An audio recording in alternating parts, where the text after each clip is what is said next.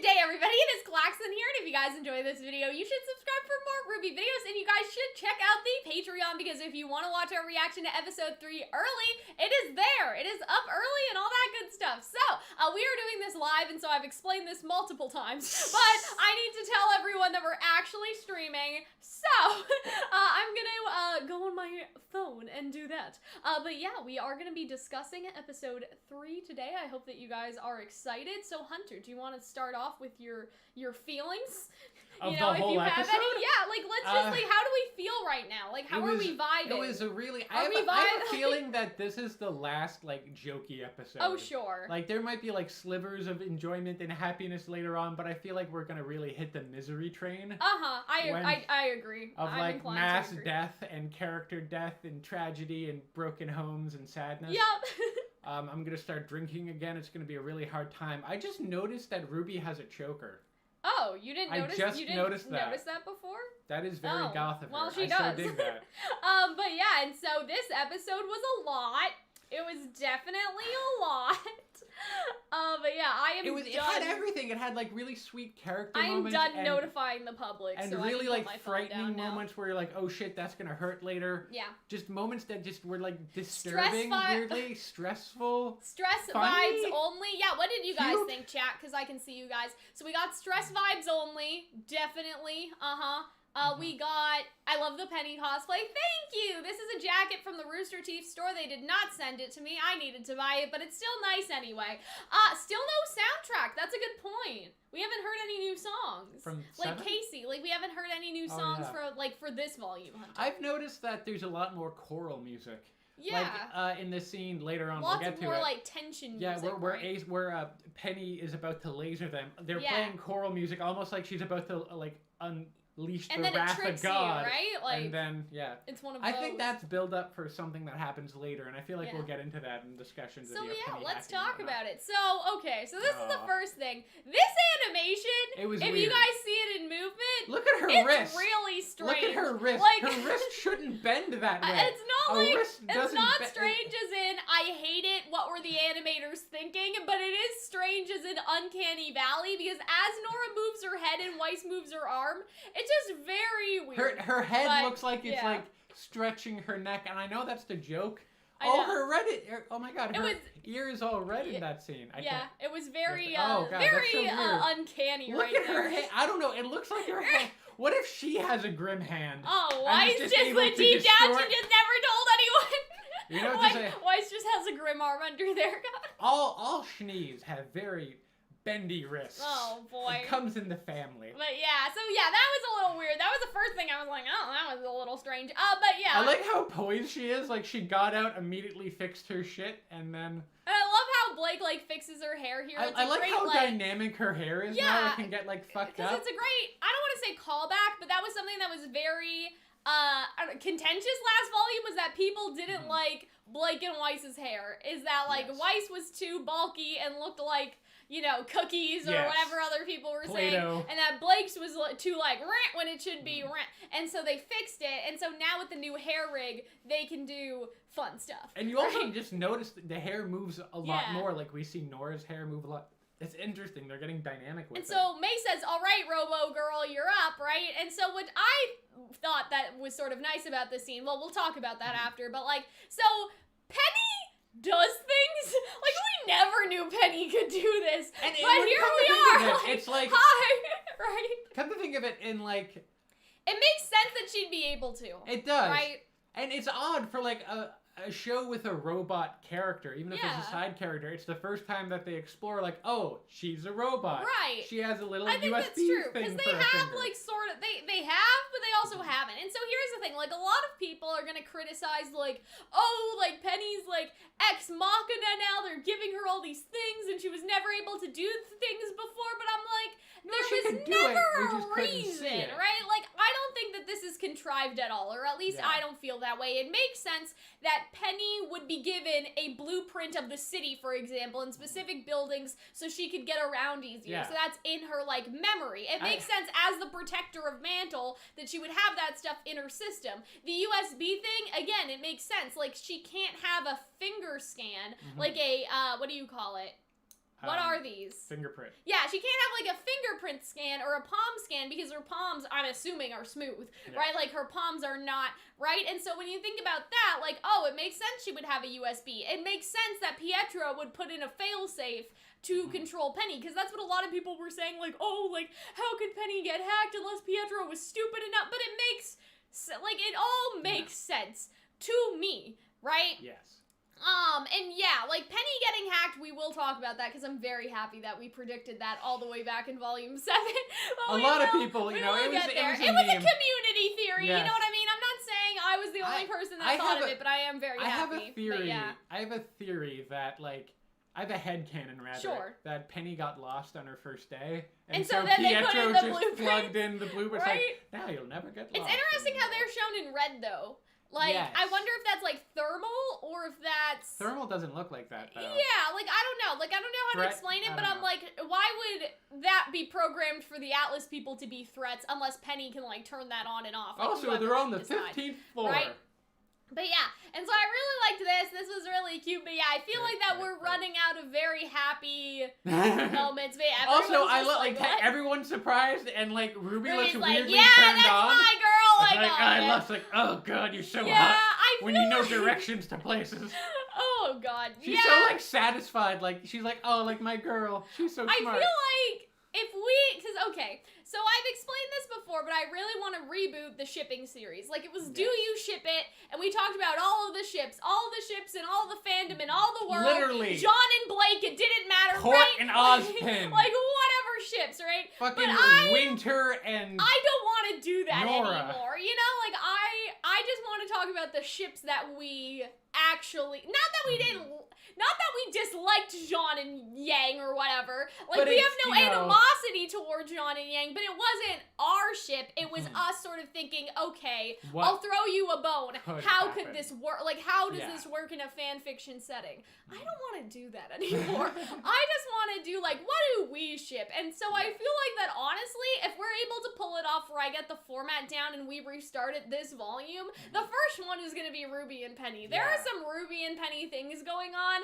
that I am very happy about, because in like volume 1 through 3, it's like, oh, they're good friends. It's something's there. It's like, and volume 7, like, oh, they're really good friends. But now it's like, there's been 3 episodes going on. and there's been 3 hugs. And I'm afraid of what that means. Yeah. I'm afraid we might get a sad hug. So I do kind of want to talk about it. I love May. She's so cute. She looks so like the other kid caught in a cookie jar. People are like, and somebody in the chat, no offense to you who said this, by the way, but someone in the chat is like, well, why wasn't she hacked at the election party? And it's like, one, Watts never had clearance, right? You have to think about that in his whole, like, thingy that he said.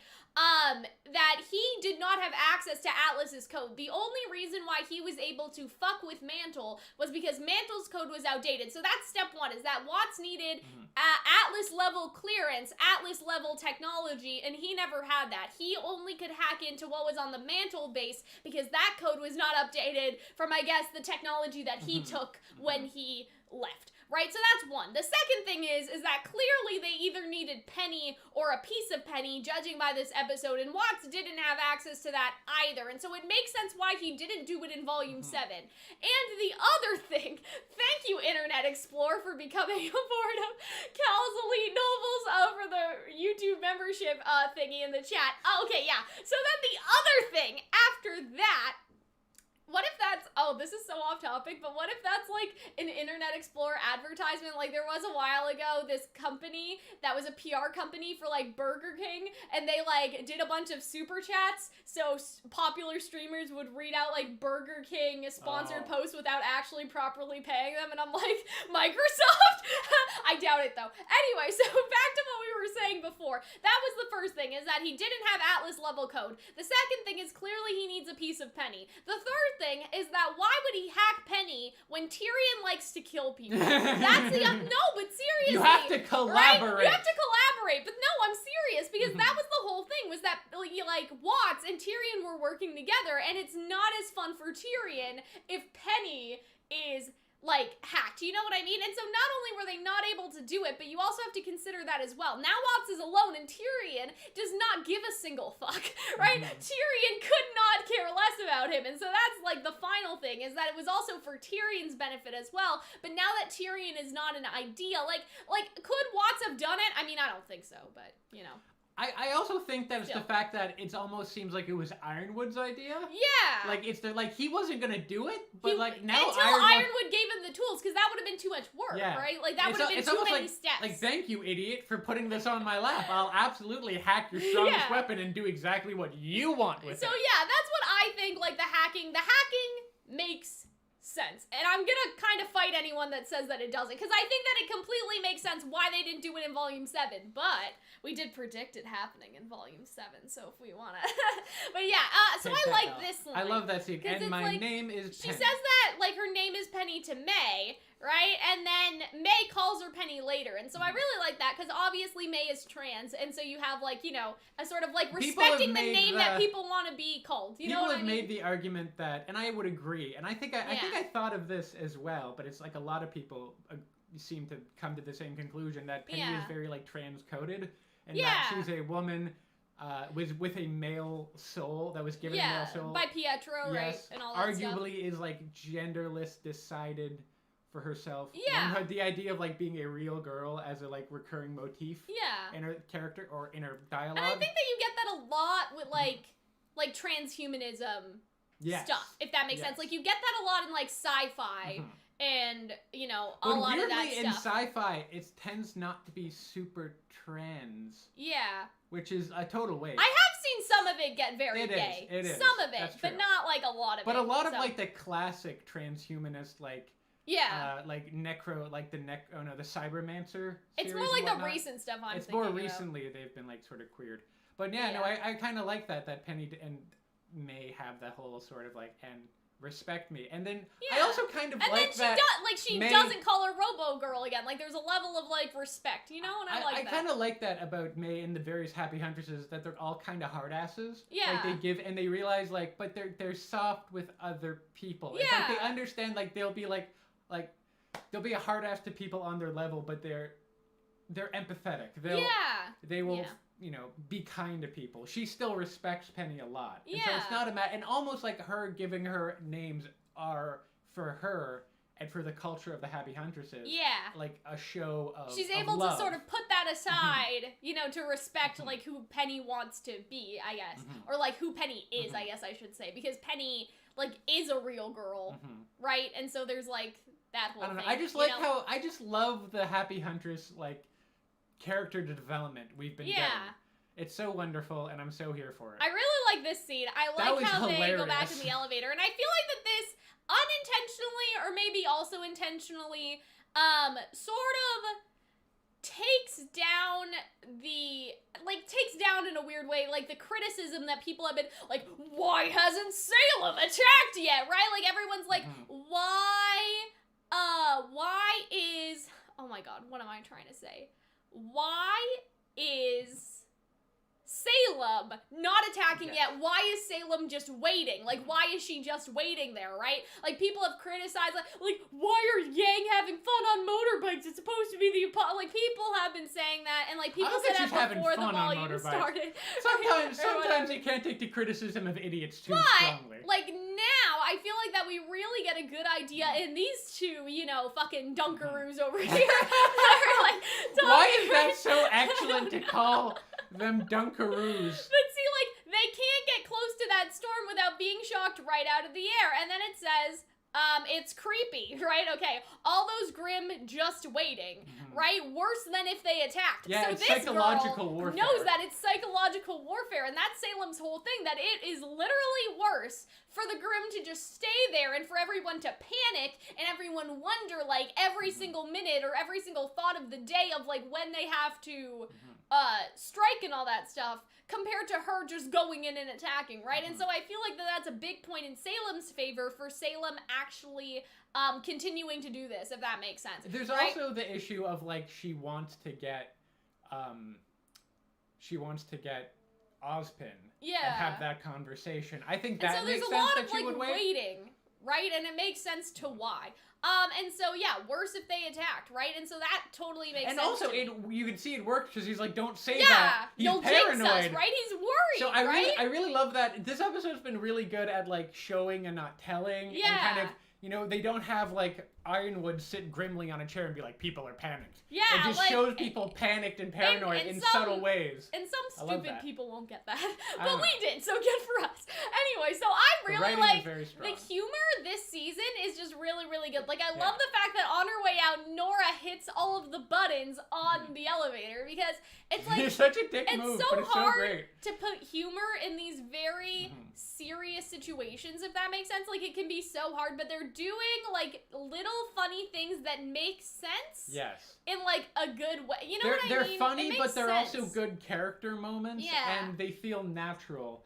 It doesn't feel like a big... Oh, did like, you see I like... that spy music in the bottom? Oh, that's cute. Like that joke from earlier, the thunder thighs thing. Yeah, like, I like that was that, a little weird. but it wasn't. It was, you know, its own thing, Yeah. separate to the story, and that worked because it was kind of like in an in-between part of the Yeah. episode. Where in here, it's kind of inserted really smoothly and really seamlessly. The humor is like really, really good. Like it's like not that it was bad before, but sometimes it just felt like a little out of place. And now, like, there seems to be mixed opinions. Like, I see some people are like, why are they doing all these, like, funny things? It's not the time. And I'm just like, live a little, buddy, okay? Yeah. Like, you gotta have a little fun during the apocalypse. This is and I still technically a does it children's take show. away from the tension that Nora pressed all the buttons on the elevator? Like, I don't think it's that big of a deal. So, But yeah, also, I feel like, like that's kind of nice. You know, it get tense. Like, at this point, it's still like a fun romp, and they're like Yeah, getting in still there. a fun spy mission, right? It You only know? gets serious later on, Yeah, and that's when I the funnies agree. sort of stop. And, that's another callback to Volume 2, I think, as it was RWBY going into Ozpin's office. Oh, that would kind of be fun. Oh, yeah. Yeah, going up Ozpin's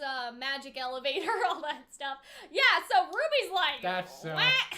like, Oh, she's so... I like how cool. she's just so impressed with gadgetry. I know, and I love that about RWBY. Like, I want someone to create, like, a whole new... Ooh, director of engineering. imagine the Penny cosplays. Like, what if someone could actually make a glove that you would, like, a That would be mechanical really glove cool that you if, would like, wear, right? If, like, there was a Penny cosplayer who maybe, like, had a prosthetic arm Yeah. and could add that, that would be really cool. Yeah, I think that would be cool. And I think that it would also be cool, like, just as a... Like, you know when people have mechanical Spider-Man masks? And Yes. they, like, move Oh, with yeah, the the eyes? eyes move. Like, Oh, if you that's could great, have yeah. something like that, like, but for Penny and whatever. I also want them right? to go into detail of, like, all of Penny's various knickknacks on her body. Like, Yeah. I want her to have, like, a microwave oven and a can opener. And, like, I want her to have an coffee aux cord. maker, all that I want sort you of to stuff. be able to, like, run Microsoft Word on her. Like, I Yeah. think this would be great. Let's see. Is Penny gonna get hacked? Guys, don't worry. We know. Like, we'll get there. I don't know if we should make a follow-up video because we already made, so Penny is definitely getting hacked, right? Like, I don't know if we should do... Penny is definitely getting hacked too, Electric Boogaloo. Like, we already know. I already made Penny's the video, getting right? hacked, now what? Yeah, Because I guess so. I feel like That's now true. I have some more ideas of what might happen. Yeah. And how they could solve it. And different romantic, maybe romantic, but Oh, different character romantic. beats. Yes. Emotional beats. I meant emotional beats. not Romantic. But Romantic. yeah, so, welcome back, Dr. Polendina. Don't you hate it when you're on a date with your GF and she gets hacked and commits genocide? Oh boy, but yeah, so then they go hate to see it. through, okay, and then, there we go. So, you know what's interesting? I don't know if this means anything. I don't know if it means anything. Don't come for me. Hi, Arnold. I don't know if it means anything, but this girl is the same girl that Neo disguised herself as in Volume 7. I don't know if they're just reusing the model. I don't know if, they're reusing the model and it's just, like, that she turned into a real person in order to disguise herself. And that's not, like, a Neo... Because you know how Neo has, like, Neo outfits? That it's still her, but she, oh god. Like the girl with the green hair. Like the girl and with black... the green hair and the black eyes. Sorry, green black eyes, black hair. In the yeah, pig you tent. guys know what I mean, right? And so when you guys, like, look at this, it's like, okay, but she's an actual person because you don't see, like, a difference in her eye color. But at the same time, she just looks very noticeable and suspicious suspicious because, like, compared to everyone else in the scene, that girl was also in the first chapter. So yeah, I'm kind of like.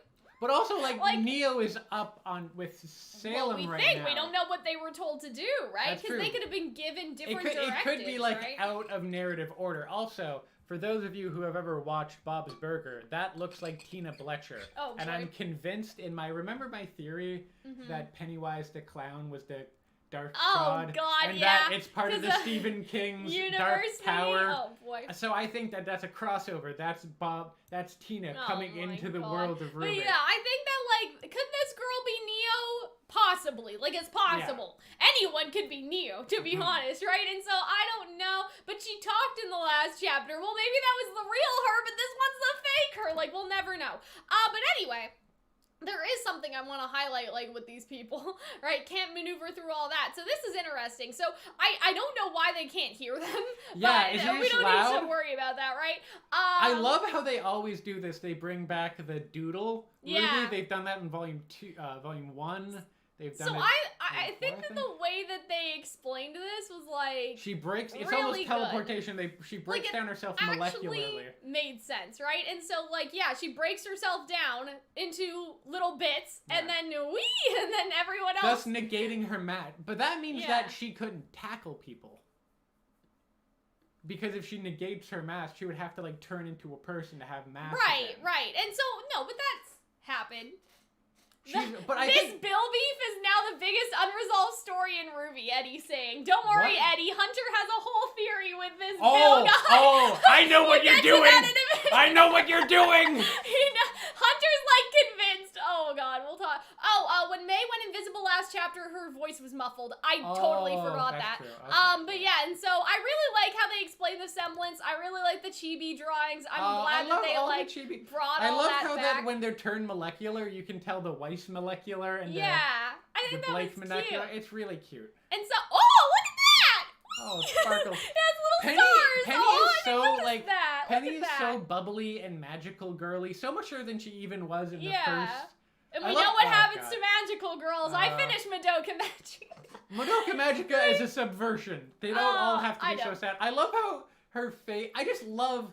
This episode's so good. I know, it is so good. I think the facial expressions have just been really on point. You know? I want a t-shirt of just Penny like, of RWBY like face that. like that. Be careful what you wish for. They'll just put this screenshot on a shirt in the Rooster Teeth. Fuck yeah, you would bitch about it. I would buy it. I would buy that $50 t-shirt. I do like this line. Like, Blake is just such a She's so sassy. Like, do your is there a building that, like, your parents don't own? And then it's like, did Penny just figure that out before you? Like, Blake is so funny. I love how I never really liked, I'm not gonna say I hated Blake, but Blake was never my favorite. You know what I mean? Mellower. But now, like, I'm like simping for Blake a little bit. I can't lie. It's I've happening. always loved Blake. I've always loved in fanfiction when they've gotten her like happier side. Yeah. I love earlier when she was talking to Sun in volume 4, I think, or 5, when she was like, my hero. I think this is a new teasing side. Listen. You know, killing your ex changes your whole personality. It really does. It's like getting she cut her hair. Stab him in the pelvis with your broken sword. It just really. You ever get that, like, when someone, like, they date someone new, and it's like, oh, they've really opened up. She murdered her ex-boyfriend. Oh, now she really feels opened better. up. I mean, she also got a haircut, right? So that's the other thing, right? She cut her She's a haircut. new person, right? She killed her Arnold is ex-boyfriend. sipping for Blake, too, I know. Like, we're both. She got her new outfit. She's a new woman. I do like this. I didn't actually catch this line the first time in the reaction, but it's like, Blake, she knew you were a faunus before I did, right? And so I like that line because it calls back to, like, volume 1 and stuff. I also like, but one more thing I have to say about that. One, I like how that implies she's always had the x-ray vision. Like, she can see the kitty ears under the bow the whole like time. that. I also like the idea that RWBY is aware of her like one-track mind. Like, listen, my brain is Penny, going fast, weapons, and cookies, and nothing else. I cannot wait for you guys Head to empty, see. scythe swing. I cannot wait for you guys to see this reaction because when Hunter and I saw this shit, we fucking lost it. Like, I didn't know who he was talking to. Freaked out. And so, like, if you guys, again, patrons, YouTube membership members, if you guys want to see our reaction to this, like, now you guys can check that out, obviously, for the early access. But, like, this whole thing, we fucking freaked. Also, someone I really is saying, didn't see it coming. Somebody was saying in the chat, okay, we need another gay ship now. Be careful what you wish for, because there's some weird murderous sexual tension going on in this scene.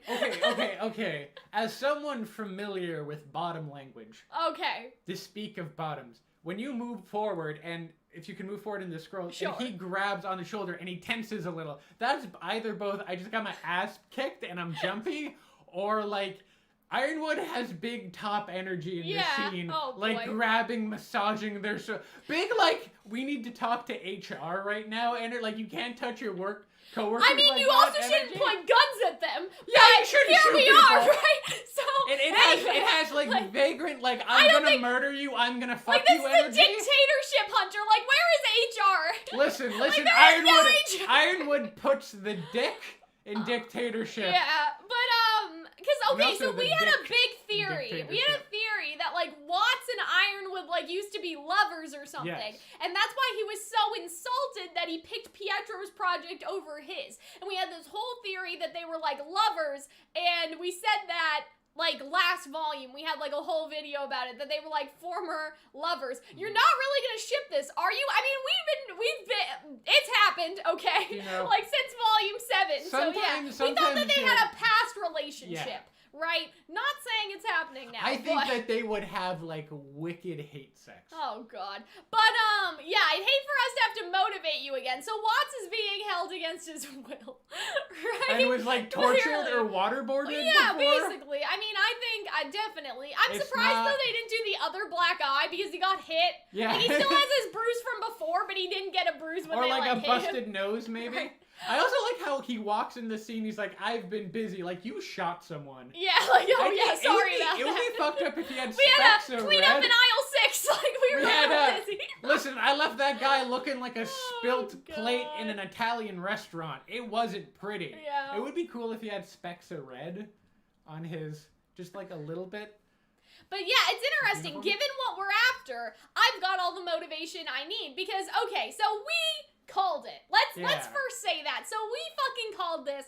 We made a video called, and it was called So Penny is Definitely Getting Hacked, right? And we had this theory that Watts would either break out of prison and get a hold of Atlas technology, or that Ironwood and Watts would actually work together. We said that. We didn't say it like, it was hard because I put a little annotation after we were done recording because we didn't make it clear. Like, we were like, Ironwood could do it or Watts could do it, and then I was like, or they could do it together, right? And so that was the whole thing, that Watts and Ironwood would work together and get Penny hacked, because they both have reason to do it. Watts wants to fuck with Pietro, and Ironwood needs the relic and stuff, right? This can't possibly go wrong. This can't possibly go wrong, right, Hunter? What could possibly go wrong about working with the bad guys I think that's really... what I love about Ironwood's character, and you see that even in like volume 2 and 3, is that he's so convinced of his own power. Yeah. Like it happens in volume like 2 or 3 when he's convinced that it's a great idea to have the entire Atlas military at Beacon. Yep. You know, he's so convinced that he doesn't even think that, like, he thinks he's in control when he's not. Yeah. And he can't negotiate that. And he's really not. Like, and he's really not. This is not gonna go well. So. It's almost like he's fully convinced of his own power and the power of the military. Yeah. It's not like he's drunk on power. He believes his own bullshit, basically. Yeah, and I think that the other thing is, like, so we had the hacking theory since volume 7, and we already sort of talked about, like, because people are like, well, why didn't they do that before? Like, we already explained it. I'm not explaining it again. Like, there's valid reason, and, like, actually, like, things make sense why he didn't do it before. Because he didn't have access to the technology. But if you notice, if you look over here, what's also interesting is that you can see that Watts is actually in his workstation. Like, whatever workstation he had here, either he brought it with him, or this is, like, his former workstation. I like how I would love to read this, but I don't think we're going to be able to. Like, he has his own operating system, which is hilarious. It's just Watts instead of Windows. Yeah, that's what the W. Maybe that's what the W stands. Maybe that's who became a super Patreon or whatever. Yeah, super. It was Watts. It was instead of Internet Explorer, it's just Watts. Watts. But yeah, and so, magical science project. I think that was sort of funny because he's still so dunking on Pietro. Oh, I trust you can come up with something. Oh, the trust is palpable. And he just cuts in this shot of all the armed guards. I thought that this is fucking great, bro. The way he delivers his line. I almost called him Scar. Watts is such Scar from Lion King energy. Like, you guys don't even understand. He is so fucking funny. Like, everyone around me is an asshole, and I'm pointing it out constantly. Like, I know everyone writes for Watts, but whoever writes for Watts, like, they write for Watts. The readers, like, really get a good understanding, or the writers get a good understanding of Watts. They have a great understanding of Watts. And, like, there's so many things going on the screen, too. It's like, hacker voice, I'm in. Like, they're working on it, right? Also, I love how small they are in the screen and how menacing the men with guns are. So that's interesting. So you can see that there's a security alert coming, and so that's pretty cool. Yeah, are you aware Dr. Polendina is Gallivant? And like, look at him! He didn't need to touch him to lean over! It's a lot of like, he's really touchy. I don't want to have a Clover Crow situation again. However, listen, no one's attached to that because no one likes them. saying that this is canon. I'm just saying that there is touching going on. You know, there are things going on, right? Oh god. Okay, but yeah.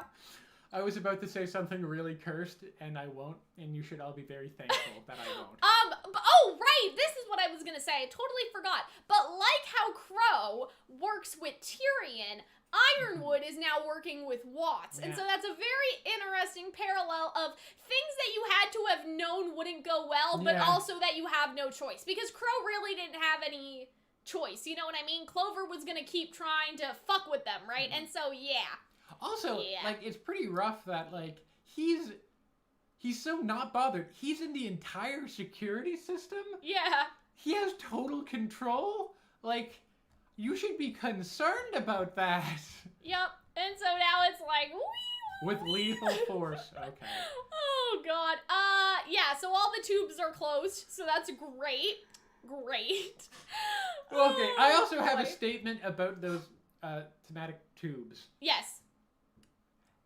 Where does the poop go? Oh my god, Hunter, there is no poop though. Those are just company tubes. But okay, that's not but there's a lot of tubes. Right. Right? So it's either Atlas has its own waste disposal system, but even then it has to go somewhere. I guess. Or the poop goes to Mantle.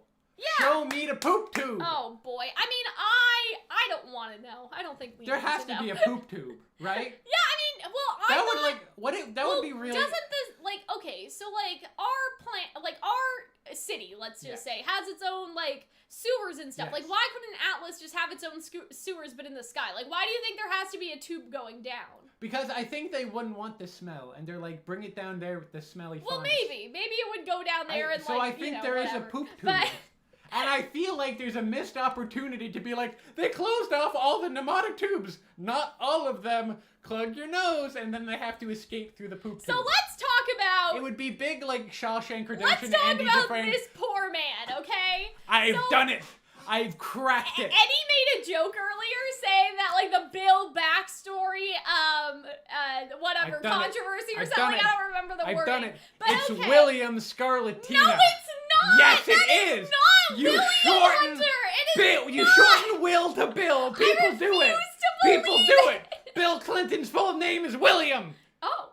Okay. Because you short William to Bill. He's a dad. He has the #1 dad thing. Okay. People dislike him because he married a faunist and he's not from here. He has brown hair, blue eyes.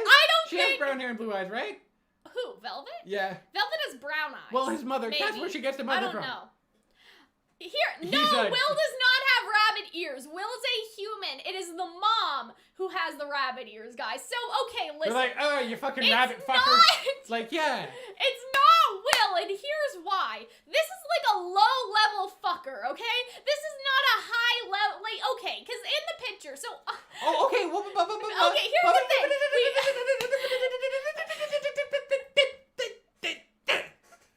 He was able to get into this room... And so presumably has the same kind of clearance that someone like Pietro has. Pietro's high up there too. No. You know? No. It's possible. Okay, but these are like, they get access. Like, maybe they, like, at the beginning of the day, you know how you still have to go through airport security Also, before there's you like, go into the airport. Like, this could be just, you know, the person that works inside the airport, Tim Hortons, and he got security clearance you know what it is? You know what it is? It's probably his lunch break, right? My He God. went, because there's labs here, because earlier they go into a lab and like, this is a top secret lab. Yeah. He's probably walking from the cafeteria to his lab. He has to cross through here, and they hate him because they're all racist because he boinked the funnest. I don't think that this man is Will fucking Scarlatina. And here's why. There's a picture of all of the scientists with Pietro and with Watts and with the lady that we thought was Cinder's mom, but it's not. And there's a brown-haired man in that photo that we basically, like, here's the whole thing. So in RWBY Before the Dawn, in RWBY Before the Dawn, Will is working on Penny. Like, it's very highly suggested that he is working on some top secret project, and that is why he has to stay in Atlas and have security and, like, all of that sort of stuff. Like, it's that whole thing. And he's a very high-level scientist that worked with Pietro. Like, that is sort of the idea. So I'm just like, this guy is not, like, the equivalent of Watts, in my opinion. This guy is not Watts and Pietro. And Will was supposed to be at least under Pietro, but above everyone else. So I don't think, right? I don't think that this is, I think this is just a man. I don't think that this is Velvet's father. I think that he is. Is Eddie still in the chat? Unless it's we had this big theory that, like, we had a big theory that Velvet's dad would, like, be relevant or something, and so I don't know if they could tell us, but, like, you know how they did the RWBY rewatch thingy? Yes. And they, like, basically confirm, like, no, the people in the bar are not, yeah. right? Like, I wish, if Eddie's still in here, like, we need to know. We gotta settle this. Is he the dad? He doesn't need to tell me. I need to know. Because I already know, and if he, says otherwise, he's wrong. I need because to know. I'm right, and that's Velvet's dad. I hope that somebody posted across the week, because this is not Velvet's dad. I refuse to believe that this is what I learned nothing from the restaurant picture, shaded stock. We learned nothing. We really didn't. My ego has only grown more. I am a god, and he's Velvet's. Look at that. Absolutely. You also know why? World's favorite dad. Yeah, that no feels one like respects him, bro. Like, you know what I mean? And okay, the dad cup, but lots of people are dads, Hunter. Like lots of people are dads. Sure. But, like, what if he really deserved it, though? Like, what if he's a serious fuck-up? Bill Nye the Science Guy. See? Oh, I could see that. That's not Velvet's dad. It's Bill. Come on. Oh, God. Bill. But, yeah. I also love the scream where the guy just screams totally because it's fucking hot coffee. I said this to Hunter, like, after we were done our reaction, but, like, this man is ready to sue fucking McDonald's for this okay? His pants are gonna fuse into his skin, right? Everyone uses that as an example of a frivolous lawsuit. Like, oh, she sued McDonald's because her coffee was too hot. But, like, her clothes, like, fused to her skin or something. Oh, yeah, she had third-degree burns. And, like, she had, like, third-degree burns. Like, it is not a laughing matter. Like, I'm just saying that this guy's probably in big trouble, bro. And he doesn't have an aura. You know what I'm saying? I don't think it's extra at all. Like, if you had hot coffee over your dick, see, people are saying, like, oh, no, it's on his private areas. That's not nice. So Hunter wanted to say something about the shark. Oh, yeah, it'd be funny if, like, it would be interesting if that's the only time we see, like, a grim shark is in this, like, little cartoon thing. I also like how that's, like, hand-drawn. Like, that's not an official statement. That's just someone. That's just somebody drew that and put it on the wall. Someone's kid do that, or someone felt like they had a break time. What if Bill was responsible for the poop tube? What if there were issues with the poop tube, and they're like, let's get Bill. What if Bill created hard light, and they were like, no, we don't need the poop tube anymore. We can use a hard light one, but they fucked it up, and the poop got everywhere, and now everyone's mean to Bill. Grim shark pog. Yeah, so I'm just like, I wonder if we'll ever see a Grim like that. That would kind of be fun, but I don't think so. I don't know. Listen, if there's two things that I know for sure, it's that there's a poop tube. So what's funny about this is it's like, why don't you ever pay attention? And then, like, they just roast into him. Like, not all the dialogue's here, but he's like, you come into work late, and you do this, and you do that. Like, would Will Scarlatina really come into work orc lay hunter. Okay, how about this? How about this? Maybe he's stressed about his daughter. No. After the fall of Beacon, she's in vacuole. He's really nervous about her. He hasn't talked to her in a long time. Okay. He's really nervous. Why? Because William Scarlatina is a good man who just wants to make robots and improve the poop tube. What I do like about this scene is I like, where is he?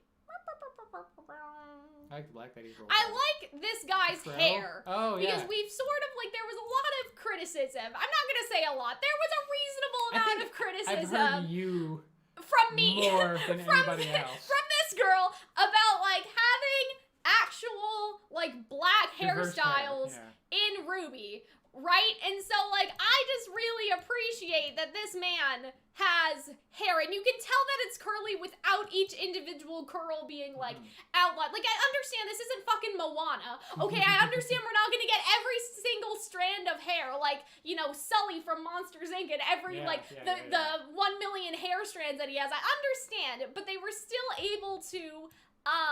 communicate the texture of this man through this guy's hairstyle. Not this man's hair, this whole man.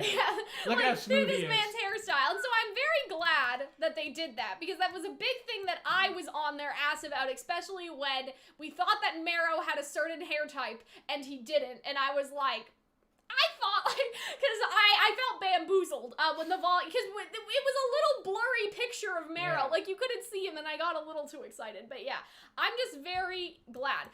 People are asking, what does the screen in the back say? It says, like, threat level alert 3, because that is what Ironwood just called on the thingy. You know what I mean? Wait, the boy's based on Moana? I'm like, no, he's not based on Moana. I'm using, like, Disney movies as an example, because you have a lot of, like, in Disney movies historically, there has been, like, oh, we animated Sully's individual strand. Like, we needed new technology to animate Sully's hair, like from Monsters, Inc. Or, you know, Moana's hair and Elsa's hair. Like, it's a big thing. But they don't need to do that. All they need to do is sort of, like, it reminds me of the Animal Crossing update that came out this week, if you guys have seen it. Like, you can tell that it's curly hair, right? And so that's what I'm saying. I'm saying that, you know, like Disney Pilot Boy confirmed to be Moana. No, I didn't say that. But yeah, you guys understand what I mean. Hopefully, most of you. I don't know about that. But I'm basically saying that this guy's hair does not have to be as complicated as fucking Disney, okay? And it still gets the point across. That is what I'm trying to say. Princess Sully. I like how he just runs and doesn't even notice. Like, this guy is, like, damaged, bro, okay? This is not a laughing matter. But yeah, anyway. And then Zootin. Yeah, they made a new program just to fix Anna's hair in Frozen 2. That is what I mean. Like, it doesn't need to be complicated. You can still do it with the resources that they have. I love this screenshot. It's just, it has everything. It has Blake? Like, terrified Blake. It has admiring friends. It has woman that looks like she's about to propose. It has a magical girl Sailor Moon pose. It has everything. I feel like this is a meme. Yeah. It's like, this is something, everyone loving it, how I react to it. It's just, I love it. It's so wonderful. But yeah, and then you have Weiss just sort of, right? But yeah, I really like Blake's been so great in this episode. Right? And look at Penny, she's so sweet. But yeah, I think Blake's face is especially, I think Blake must get like some motion sickness and stuff like that, but yeah. Don't ever I need to take a drink, so if you want to press the mouse wheel for us all. Where everyone's walking in. I guess that's finally where we get that. I feel like there's a lot of wasted space in this room. Like, you could have offices. I understand you wanted a big dramatic entrance. Yeah. She has her little thingy out again. And then we have, let's see.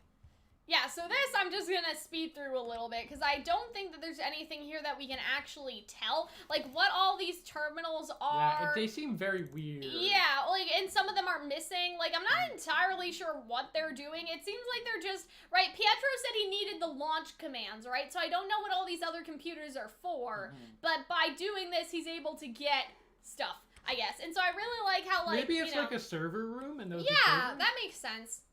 So Penny goes with Ruby goes with Penny and then the others go by themselves. And I really like this.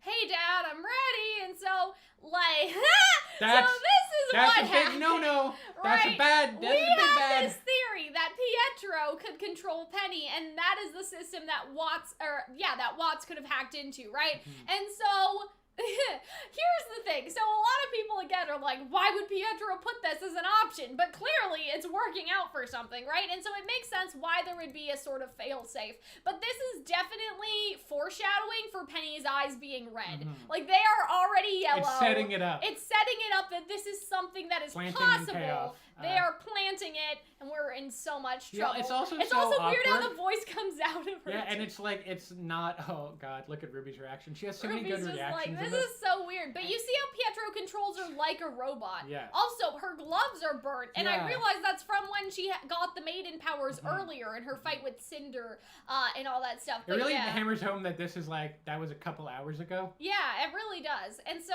I like this scene.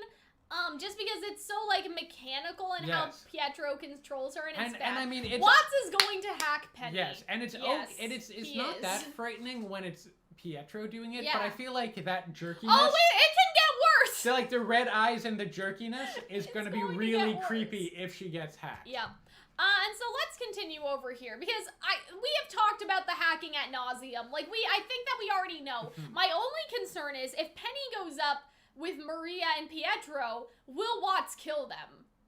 Because that's on our bingo card, is them dying. And we thought that it was going to be when they got captured by Salem. But at the same time, I kind of wonder if, because, okay, so she's going up, right? Like, she's going into the tower, and so she could never make it there, and that would cause everyone's concern. Do you understand what I mean? So she's floating, she gets hacked, and she never makes it, and Pietro calls them later and is like, guys, where's Penny? She was supposed to be here, right?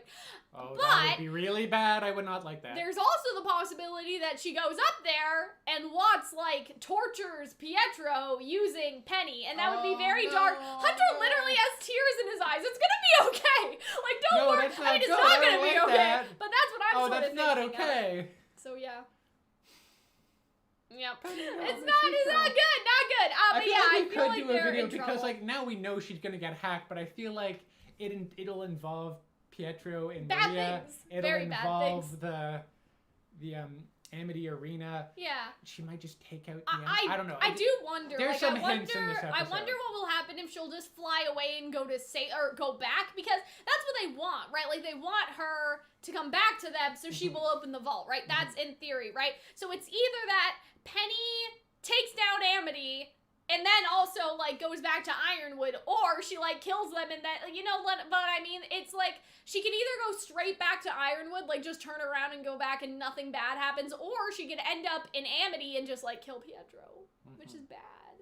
Not good. Very bad. There's a scene later involving her lasers that I think also... The casual emotional trauma. Oh, I love how she's spinning. Yeah, I really like Blake in this episode. I feel like they've given her so much, like... Personality, and it's crazy. But yeah, I've never seen Yang and RWBY fight like this. So what's funny about this, with, Weiss, I guess I should say... Like, with the Weiss stuff, it's funny because everyone was sort of debating and talking about this in the very first week, in the very first episode, right? Like, people were like, because, okay, there was a small minority of people that were like, how could Yang do that? She's such a bad sister. How could she talk to RWBY that way? Like, everyone was, you know, not everyone, but like, let me rephrase. A small percent of people were doing that, and everyone else was like, that's ridiculous, right? Like, just because the sisters are fighting does not mean they hate each other, because a lot of people were dunking on Yang for doing something that is pretty reasonable, right, at the end of the day. And so, what I was sort of thinking when I saw this is that it's very interesting that RWBY even addresses it, because obviously this was written way before, you know, the audience comments, but it just sort of reminds us that the comments that the audience may make week to week may actually, in a sense, get resolved. Now, whether this answer is enough to satisfy those people that were mad, like, I don't know, but I'm just saying that it's very interesting to see, like, they're sisters. Like, it happens. Like, sometimes sisters have different ideas about what's right, and that's not only referencing Winter and Weiss now, but it's also referencing how Winter and Weiss both dealt with Jacques. Because you have fight, flight, freeze, and fawn. Okay? So Weiss's fight. She fought against Jacques. That's true. In a sense. She Well, fought she against ran Jacques away and got away. twice, Winter's the one who then got fought. away, though. Like, you know what I mean? Like, Winter is flight. Like, Winter just got out of the situation and went into the military as soon as possible. You know what I mean? And so that was, like, Winter is flight. Then Weiss is fight, because Weiss basically, like, kept fighting back. Like, she did run away, but, like, it's not in the same way exactly, right? And so that was that on that. Then we have Fawn, which is Whitley, because he's a fucking suck-up. And then we have Willow, right, who is Freeze, because she's in a sense frozen in time. She's just drinking every day and, like, waiting for the days to go past, right? And so it's very interesting how that also goes back to, like, who Winter and Weiss are, like, at the core. Like, Weiss is the fighter, while Winter, like, just sort of, you know, disappeared and, like, faded out of Jacques' mind, I guess. Like, she just escaped in a very, like, covert way and, like, all that stuff. And so I feel like that this will definitely, like, come back into play. But yeah, I really like this line, and not only because it sort of addresses the audience in a weird way. Like, I don't think they thought that people would react as harshly to Yang, because I don't think Yang did anything wrong. No. I don't think that I don't think she did anything toxic, let's say that. Right? Like, they both had good points. They both had important jobs to do. And it all worked out in the end. Both sort of. Were, more or less. Yeah. Until Penny gets hacked. But yeah, so yeah, they'll be fine. John's a great leader. Immediately I noticed Oscar's she didn't mention Ren. Yeah. Immediately I'm like, so here's talking about Ren. God, I can't watch, okay? And Yang is more than capable of protecting them all in a fight. Oh, that didn't age well. Oh, that did not age well. It age did not well. age well, sis. It did not age well. So yeah. It did not age well. Okay. That happened. And then they're like, what about Ren? Right? You see it in their faces. And then I really like this conversation because seldom in RWBY so far have people actually talked about the romantic relationships they're trying to engage in. And that's not a drag, that's just a fact. That's an right? observation. Blake and Yang haven't talked much about their relationship together and their, like, romance and all that stuff. Ren and Nora obviously haven't talked about it because Ren doesn't want to, right? And so when you think about it like this is like the first romance talk, in a sense. Like, it's much more than romance talk. It's also who Nora is as a person and Nora's identity, right? But it's also, like, this is our first real romance talk in the show, in my opinion. I feel like that's kind of important, right?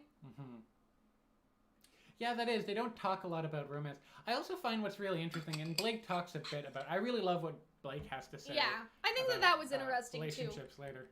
And so, every time I think the two of us are making progress, and we've been together our whole lives, but I feel like I understand him less now than ever, and I don't know if that's his fault or mine. So I thought that was really interesting, because she's like, I don't know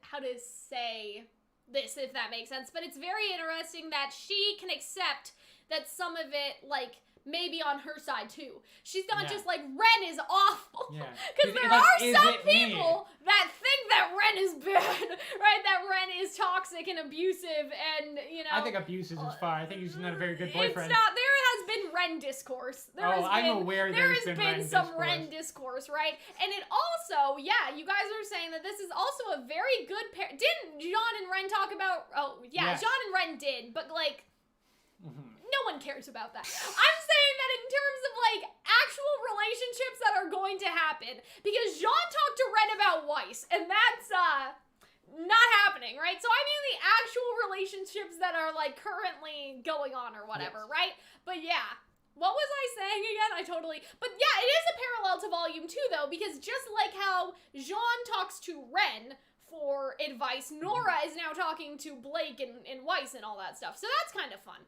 right? But yeah, Ren is just bad at communication. I think that that's true. And that's one of the most important things for a relationship. This part, her statement here, when you've been at someone's side for so long, after a while it becomes part of you, but it's just a part of you. Yeah, but that's just it. It's only a part of you. Yeah, and so don't forget about the rest. And so I feel like that there's a couple messages in here, right? There is that Blake forgot herself, I guess. She says don't forget about the rest. And so I feel like what is implied here is that when Blake was with Adam, she forgot about the rest of herself. And that she, like, they're only a part of you, but Blake thought like this. instead of thinking like that. You understand what I mean? That Blake, like, thought about Thought that her little whole identity part of herself instead of thinking about, like, the big circle part of herself, right? I don't know if that's, like, explained very well, but again, it's like that little tiny circle. She thought that that was everything. Like, Adam and, like, you guys can't even see Adam my and hand, their right? relationship was everything. Yeah. But she realized she neglected her own morals, her own family. Yeah, like her own identity, like who Yes. Blake was. And I feel like that it's also, like, the other part of it is also, like, that Yang is helping her be more of herself that we see that she was in the DC comics. And, like, listen, guys, are the DC comics very canon? Like, some of the DC comics are a little sus. But we do see, like, Blake's backstory and who she was, like, before Adam tainted her, in a sense, you can call that, right? Like, she was like, I'm not afraid of anything. Like, she was very, like, smiley, joking, right? And so, obviously, like, that's not who Blake is anymore, but you see those little parts of herself that this volume, she's making a lot more jokes. Yang is rubbing off on her, but she is also restoring parts of herself that already existed. It's not even Yang rubbing off, she's becoming more of who she always was. Yeah, exactly. That's I also like the idea that she says, like, you don't always have to, they don't have to, their beliefs do not have to be your beliefs. I like the idea that Blake is up here while Yang is off with Oscar and Ren and John. Like, they're separate, but they're not fighting. Because they both understand that, like, we're still separate people. We can think separate things. I don't have to follow you just because we're dating. And I feel like that's a personal growth for Blake, whereas before with Adam, she felt like she needed to be by Adam's side with everything. I do wish that Blake talked about Yang, but I'm sure we'll get there. I will get there. I'm sure we'll get there. Also, I mean, you know, you don't want to, like, it's like when someone else is airing their problems, you don't want to air your own. I just mean, like, as a viewer, I wish that we'd get there. You think your boyfriend shit? My girlfriend lost an arm, blamed me, skulked around in her dad's cottage for like a year. But yeah, I like that Nora's actually having, because here's the thing. When was the last time Nora had, like, girl talk? Never! Pyrrha's been dead, right? So, you know what I'm saying? Like, the last time that Nora was around another girl was Ruby. And Ruby doesn't know shit. Because we've addressed this before, that Ruby is like, oh, we're gonna, like, talk about cute boys and wear makeup, and like, that whole thing in Volume 1, like, that shows that Ruby does not know shit, right? And so when you think about it, Nora has not had a girl her age that understands to talk to ever, right? Like, think about, like, the only person was Pyrrha, but even like that, like, she has just been with Ren, and so sometimes you need an outside perspective, right?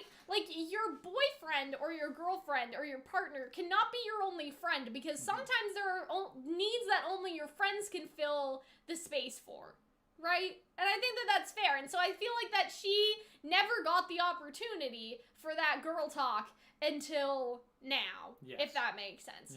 Right? And so, like, Nora has seldom interacted with anyone outside of Ren. Like, people are saying she has Jean as if Jean is in any way helpful. I think Jean can, whip out Jean did have a lot of sisters. Yeah, that's my point. But I'm saying, like, an actual, like, other two girls that, like, feel it. You know what I mean? Like, I'm really glad. I'm very glad. I don't know who I am without Ren. So, yeah, that was a little, on the nose.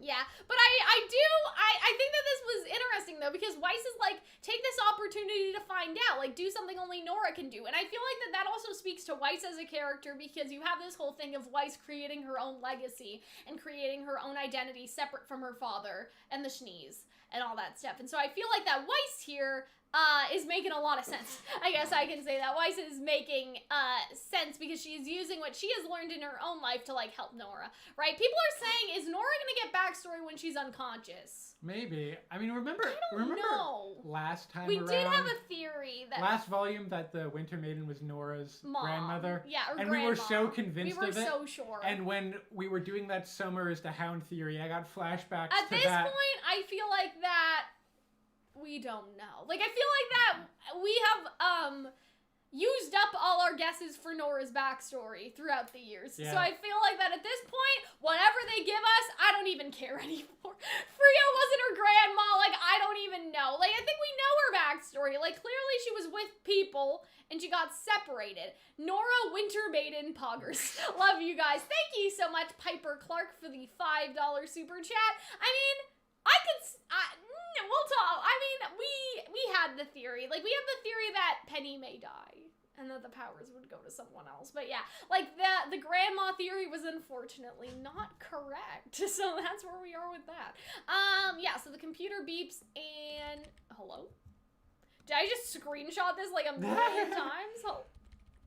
Oh my god, why are we frozen? What? I just have to there. There okay. we go. Okay. Yeah, we just really love that scene. We just really loved screenshotting that, yeah. She's so fishy. You know what she reminds me of? You know those talking fishes? Oh that my used to god. sing? That's what Penny, when she's taken over. Why are you guys like this? I forget what his name, like Jack the Bass or something. I don't know. It reminds me of that animatronic. I know what you mean. That animatronic fish. It's just very odd. And yeah. It'll be horrifying. So Pietro is saying that Penny should go up there, and that's why I'm worried for Pietro. I'm worried that Penny will get hacked and actually go up there, or bad things. Oh, oh my god, what if they get the CCTV tower working? Because that's what Pietro's doing, right? And they're able to, like, raise it, and then Penny gets hacked mid-broadcast. Oh, no. And, like, says some bad things. Could you imagine? Because the CCTV tower is going up, right? Like, that's the whole thing Pietro is doing, is that he's working on the CCTV tower. So, I don't know. But, yeah. I wouldn't like that. I think that could be bad, because that would sort of be, that could be parallel to the interference that happened at the Vital Festival. Yeah, and then it's just the same shit over again. Atlas. Bad things! Right? I'm concerned my concern is that she's just gonna laser and take the whole thing down. And so now they're like, oh, we should get back to the hangar. It's happening again. I don't know what it is, guys. Yeah, the CCTV, like, they're trying to put Amity Arena into the sky so they can restore global connections. What if Penny destroys the tower and kills them? Yeah, I don't think Ironwood would destroy the tower, though, because the tower can still be useful for him. Yeah. Right? And so I don't think that he'd actually destroy the tower unless Watts does that. But I feel like that you could still kill Pietro and Maria. But I don't think that the tower going down would necessarily be a bad thing, because I think Ironwood would still want to warn the world at this point. I don't think he's opposed to it. He just doesn't think it's a thing right now. You know what I'm saying? Like, he just doesn't think that they had time. So if they have time, I'm sure that they do it. Meanwhile, hello, kids! I love how threatening they look. Just the stern looks and the arms crossed or behind their back. I also like how, like, 10 minutes ago, Harriet just saw her boss gun an innocent person down. It's like, well, I guess I've gone full fascist. And so, like, Marrow, I really like the difference in them, because Marrow eventually puts his arms behind his back, but Elm is, like, crossing her arms. And so I thought that was fun. Time to come home now, Penny. I love this! So your first time of losing nuts, wasn't it? I love that. And I think that we've almost seen all of the trailer shots at this point. The only one we're missing, I think, is the Hound now. Like, the Hound again when Ren and Yang and Nora also, the thing driving away. Yang and Ren and Jean are like, yeah. And also, there's one shot of Cinder in the mouth of the... Oh, yeah, like, Cinder's, like, looking at so something. I think that probably next week we're gonna get some kind of good... And then it's all mystery from there, right? But yeah, so we were holding... I like how Marrow was like, you didn't beat us, we were holding back. And I'm like, I don't believe you, but okay. Thanks. If anything, in this fight that comes up next, Penny is definitely holding back. We'll talk about Marrow changing sides after this, because I feel it. And I think that is something we have majorly theorized, is that Marrow is switching sides. Long time now. We need to see Yang's wide eyes. Yeah, I think that's probably going to be next week, too, to be honest. We've all said some things we regret, but please hear me out. So, wow, they gave Vine some character. Crazy. He's trying to be, like, the sensible one. So again, like, I don't know how far in the writing process they were when Volume 7 came out, like, for Volume 8. Like, I can't remember.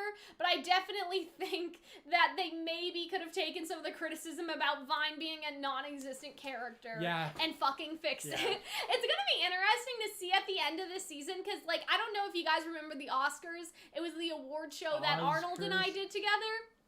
right?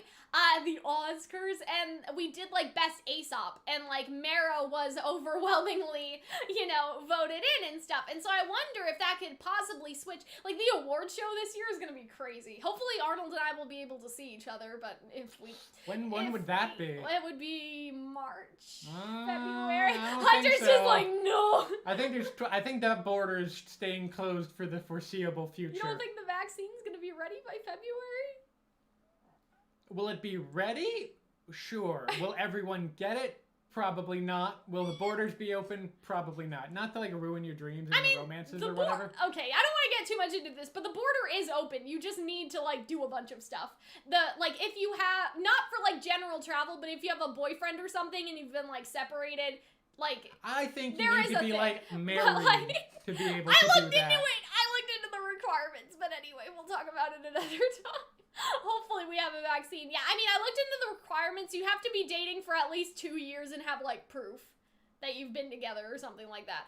So it's not just married people, luckily. But yeah. I know you thought you were doing the right thing when you left with the maiden power, but Salem is here now. Yeah, so Vian is trying to be the diplomat. Yeah. You get the impression that Penny really doesn't want to fight these people. Right? Like, she views them as her friends. Maybe even. Yeah, and so I thought you were supposed to protect the people, and so this is like manipulation, right?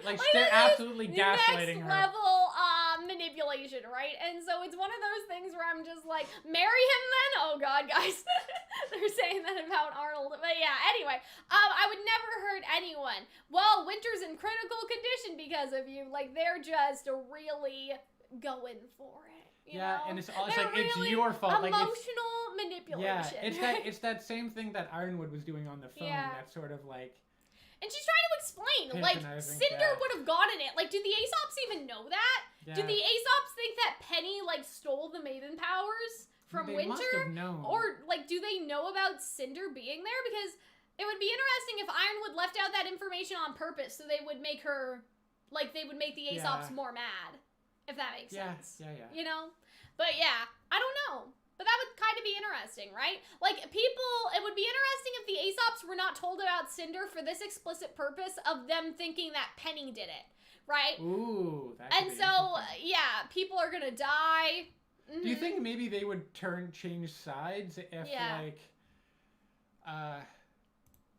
what if they would, what if they learned about Cinder, truth, right? Yeah. And then I guess they went with Ruby's team after. Yeah, maybe that could be the big switch. Because I could still see Harriet and Marrow. Maybe I'm dumb and I just want them to. But I don't know. I don't think Harriet's gonna change. I think that she's the one that's most dead set, bro. Just because of the bullet. Oh yeah, so this was fucking ridiculous. So one more word and I'm throwing you in jail next to your uncle. So what's interesting is that Ruby has a reaction, and I think she also says grunt or something like that, like calls her a runt. Did I say grunt? Anyway. I think you said grunt. Yeah, I think Harriet's a lost cause. I definitely agree. Know. What was I going to say? I'm like so lost. It's interesting how Ruby, not that she doesn't care, but she's not surprised. No. I guess they knew that Crow got arrested, but why don't they want to go help him? Maybe that's the next thing they'll do. Like we gotta they're already raising the CCTV tower, so maybe now they'll be in the airship and be like, now what? And Ruby's gonna be like, I can't stop thinking about what Harriet said. Like, is Crow really, in trouble? Like, I wonder if that could be their next mission. Because the CCTV, they're done, right? That's true. But now they also have to worry about everyone in Mantle, so I think that's the next thing. But that's what Yang was doing. Is it almost like, well, he's in prison, so at least he's safe? Yeah, he's safe in the prison. Or maybe they're like, okay, maybe safe in the prison is the wrong term, but it's they're like, oh, he can get out. He's a smart one. But as before, we thought that why did I forget Waluigi's name? Watts, thank you. I remembered Waluigi. We thought that Watts was going to be how they broke out. Now it's like, I don't know, because it's just, maybe Winter. Maybe. No, but Winter. She's still in. But she looks like she gets up and is. You guys keep saying it's CCTS, but that's not right. It's the communication. Central communication. Central communication tower. There's no S, right? Central communication tower. Wait, what is the V? I don't think so. I thought they called it the CCTV tower. Hunter, can you look this up? Yeah, I'm looking it up. But yeah, Nora someone on Twitter had a theory that Nora could make the prison cells turn off. Okay, well that's actually interesting. Cause yeah, that could make sense. I mean, it is electricity. No, but it's not electricity, it's hard light dust. So she would have to just take out the power in the prison, I think. Right? That makes sense. It's CCT. Oh, okay, so I don't need the V. Yes. Well, somebody said there was an S there. There's no S. Oh, system. I guess, yeah, okay, system. System is the S. Yeah. Okay, I understand. I guess we're all wrong now. Yeah, now we're all wrong. But yeah, so CCTS and CCT, okay, both work. Okay. CCTV is, I think, like, for security Yeah, you guys are cameras. saying closed captions? Like, oh yeah, CCTV is the cameras you have in public that spy on people. Yes. Okay. Those Anyway, let's talk about let's talk about them goading her into a fight. Yeah. So I'm guessing that they did that on purpose, right? Like that they, antagonized Penny on purpose so she would step out without the others. I also feel right? like at least with like May, it was like Robo Girl, like there's still humanity there, but whereas Tin Can it's like not humanity, dehumanizing right? them And to so a great deal. yeah, I think she goaded her definitely on purpose. Like I think that you guys are right. But yeah, Flame eyes. Oh, that's so. I really like awesome. this fight. I think because like she does not have a good handle on the Penny maiden holding powers, but she still has a good. I think that's also she's not. She has partly a good, I guess. Right? That's what they talked. That's what the last Winter Maiden said, right? Yeah. Is that she was a fully realized maiden. Like Penny's not even close there, but she's not doing that bad. I also think she doesn't want to kill them. Sure. Also, look at that face of panic on Marrow there. Yeah, so I thought that was almost funny. Gets yeeted off the bridge like three times. I have a feeling that there might be a scene later where they're just like, "You're fucking useless. We don't need you anymore." It's interesting because I don't think. Oh, we need your phone off the table in case of static electricity. But yeah, so what was I saying again? Right, I don't think that they are saving Marrow because Marrow is their friend, right? No. I don't think they're doing it out of friendship. They're doing it because their plan is to use Marrow's semblance, so they have no choice but to say them. So I think I agree with you, Hunter, is that they're going to be very annoyed with him later because it's like, you're just here because of your semblance. Like, you know what I mean? Like, you're useless otherwise, and Marrow's gonna be like, oh, okay. Right? Like, I feel like that is something that is definitely within the realm of possibility. You know what I'm saying? Yeah. Like, I think that makes a lot of sense because again, like, Marrow is fucking flying everywhere, but they're only saving him because they need him. They need to utilize him later, and that's not nice. But yeah, like, I really like this. You will not hurt my friends. And then when the maiden power stops, her actual weapons come out. And I felt like that was cool. If, like, she should just use those swords like Raven and Cinder did. I really like the eyeball thing, but she probably doesn't know she can do that. Like, Cinder knows how to do that because Cinder has always used weapons out of stuff, right? I don't know how Raven just copied her, I guess, right? And it's so, like, you think that's a sword? This is a sword. I think that this was pretty cool. Like, I think that this part of the fight, again, I don't have a lot to say about the fights because that's not my area of expertise, but I do like two things that I liked about the fight is that you almost get the impression that they're working together a lot more. They are. So they almost like learned from that RWBY fight where it's like we need to like gel more. I think they did because you also see them use one of Nora's moves of like hopping off the shield with the or like jumping with the hammer or whatever it is. Like I don't remember exactly. And everyone keeps on like trying to save Marrow's ass, so they're like looking out for each other. Yeah. But yeah, I think that's definitely. God, her feet are so dirty. Oh God, look at those toes. Oh boy, I didn't even stop on weirdly. That. But yeah, oh God, what are you guys saying in the chat? Yeah, I feel like that. They like look at this. This is like Nora strategies. Sort of. Like, this is like Team RWBY and Team Juniper strategies, and they utilize them. So I think their teamwork has gotten a little better, and they've learned from some of their mistakes, but I also feel like they don't all respect each other. Like, I feel like Marrow's definitely getting his ass roasted after this fight. But yeah, this was pretty fun. Why is she just trying to hard? This was kind of stupid, not gonna lie. Like, I don't know why. Couldn't you claw out the metal on the sides of the wall? I kind of wish. Yeah, you probably could.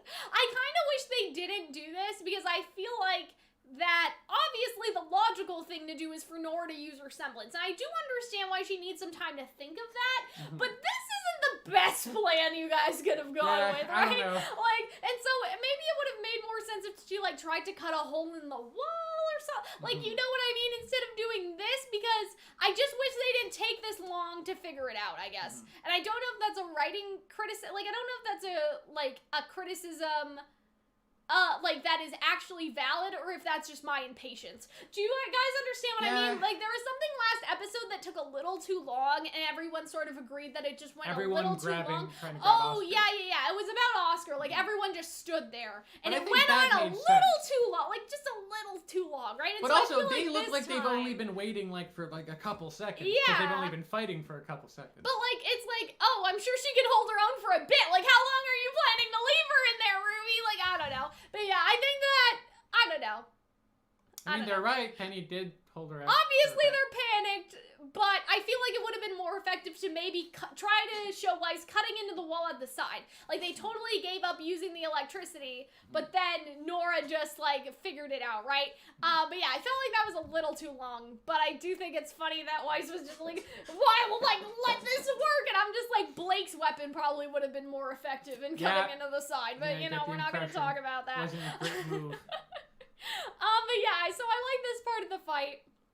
I love just really aesthetically how her sword's spinning around her. I just like how interesting they look. Yeah, so Elm's like, I got her now, but then... And see, look, they smile because they're like, oh, like, we got her. But then Vine has this expression because he knows, I don't remember, like, he knows that it's not the end. Like, Vine has that sort of expression right there. But yeah, whee! I'm not entirely... It's just like a blast of energy? It's not... Silver eyes! Woo! No. It's not the silver eyes, guys. But yeah. I like how they incorporated the green and the blue, so it's Penny and it's the Winter Maiden. Yeah. So I don't know what this is, really. It's just her, like Super Saiyan and Saiyaning. I don't know, Super Saiyaning. That's a word. And so they're like, Marrow! And they just boot Penny off. Like, I remember watching that. I was like, oh my god, Penny! And I'm like, wait a minute. So this is interesting. Yes, this is something Hunter wants to talk about. Okay, so if you can go back to... yes, in this scene, it's a lot of build-up. Dramatic music, yes, it's like a lot of choral music, and it's whirring up, and it's very dramatic. Yeah. And I'm like, okay, they're building... She's gonna use her lasers later. Yeah, they're saying that, like, her lasers are a super OP move. She's gonna use it later, and it's gonna be terrible. Probably. She's gonna either kill a lot of people or take out Amity Arena. I think she's gonna take out Amity Arena with those lasers in a future episode after she gets hacked. Probably bad, guys. Not good. Not good. Yeah. That's my best. I don't know. Just the way that they built it up and they made it look so because that is the most OP part about Penny is the lasers. And so in this, they did something very clever, but they stopped her before she was able to get too OP. Because I think that they know, right? They used Marrow stay on her and then it stopped, right? I also like the idea that Penny really could kill them all if she wanted to. She could. I feel like she definitely could. Because provided if you just used that laser at first to go, they would have been vaporized, and it wouldn't have really been a big fight. And then she would have just... I do really like this. Yes. I think that this is a really good part of the episode. Just because it's like, Nora is finally like. This is what I mentioned before about the sort of dynamic hair. Yeah. How it sort of spikes up into this little Jimmy Neutron do. Like I think that was really nice because like in old RWBY they wouldn't have bothered. Yeah. Right? They wouldn't have bothered to change that, but they actually like did it, right? It looks like the lasers go up this side of her face. Yeah. So I wonder if they scar the side of her face too. I guess we'll have to see. But yeah, then Nora... They're about to tie her up, and then a big explosion. So this is a very not RWBY... explosion. Animation, if that makes sense. Like, this looks like fucking Genlock or something. Yeah. You know what I mean? Like, this just firing explosion. Like, it looks great. I do think that RWBY doesn't do a lot of firing explosions as not a rule, but just as a consequence of its general aesthetic. And again, it looks really nice. But when I saw that, I was like, wow, like, they're doing something a little different. You know what I mean? Like, that was very, like, that was too real, I guess. And so... then we see Nora. I don't think they're on the sides. It looked like it went up the side. It did, but I think it went into her eyes in a sense. But I think it was on the other side of her face. So maybe if we see the other side of her face. But yeah, I think they would leave her face alone just for the sake of... the merch they already have and all that stuff. I was really shocked at all this scarring. I hope they keep it. I really hope they keep it because I feel like that. And I'd be okay with it changing color or fading. Yeah. Scars do that, but in the end of my reaction, I talked about it, but I feel like that this is a great look for Nora's character. Mm-hmm. It is a comparison to Hazel, like Hazel and his scarring, and we have that whole like Ren, Nora, like Hazel sort of parallels and stuff like that, right? And I also feel like parallel to Salem.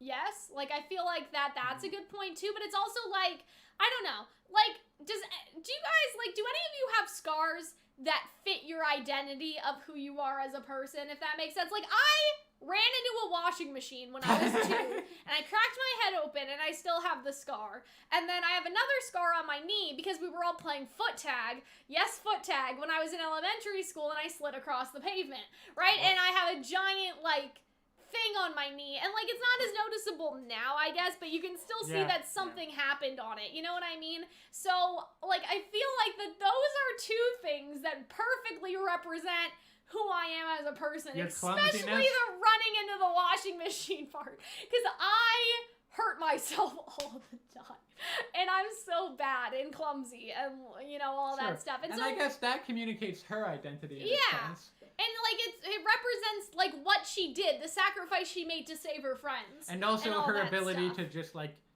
her identity almost, like, as a tank. Yeah, like, I feel like that it was just emotional scars. Oh, God, guys. But, yeah, like, I have a lot of scars from just injuring myself, and I feel like that just summarizes who I am. I guess, a little bit, especially the one on my head. But yeah, I don't know. But yeah, I feel like for Nora, like, I hope that she keeps that, because I feel like that we don't talk about it enough, like in RWBY, when it comes to, I guess, like, body positivity. I know that's a weird, like, thing to say, but, you know, like, people have scars and cellulite and wrinkles and stuff like that, and there's the whole, like, being body positive, and I feel like that in RWBY sometimes, there's a lot of characters that just, like, they're like Barbies. They really are. Well, they just sort of look the same body-wise, right? Yeah, of course, there's limitations, but I think that it would be nice to have that, like, for Nora, and, you know, that Nora is still beautiful despite the scars and all that stuff. I think RWBY, when you think like about stuff it, like that, that's body positivity, right? Quite a few RWBY characters have scars, like Weiss has her scar, Blake has her belly scar. Does Blake's belly scar just denounce her poor taste in men, I guess?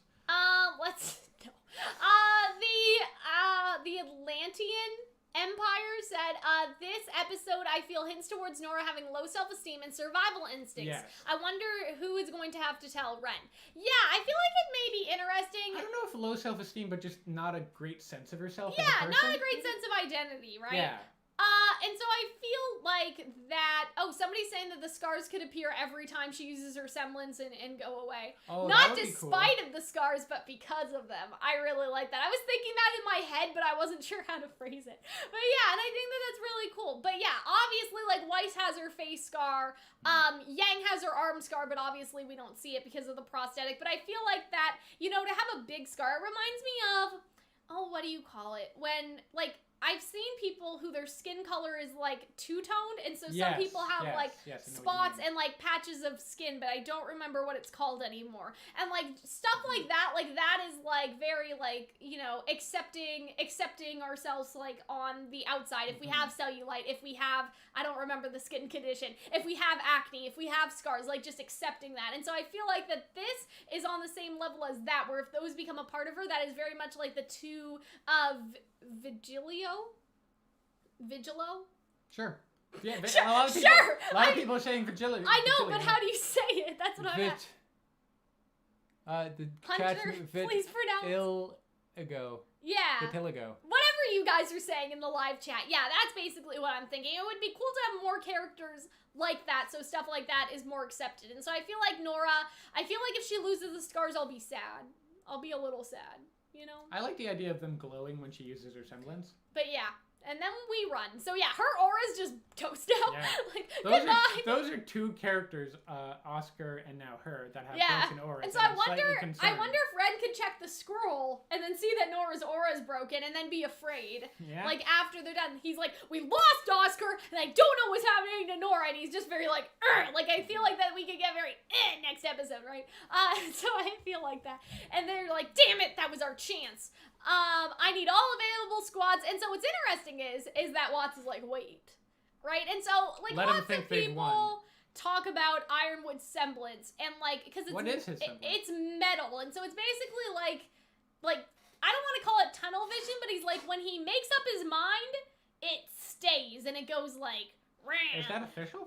Yeah, they talked about it in, something. I don't remember. Maybe the Volume 7 thingy. Okay. But they basically said that, like, his semblance is, like, I don't know, very high mental focus in a sense, where when he makes a decision, he sticks to it with unwavering conviction or something, right?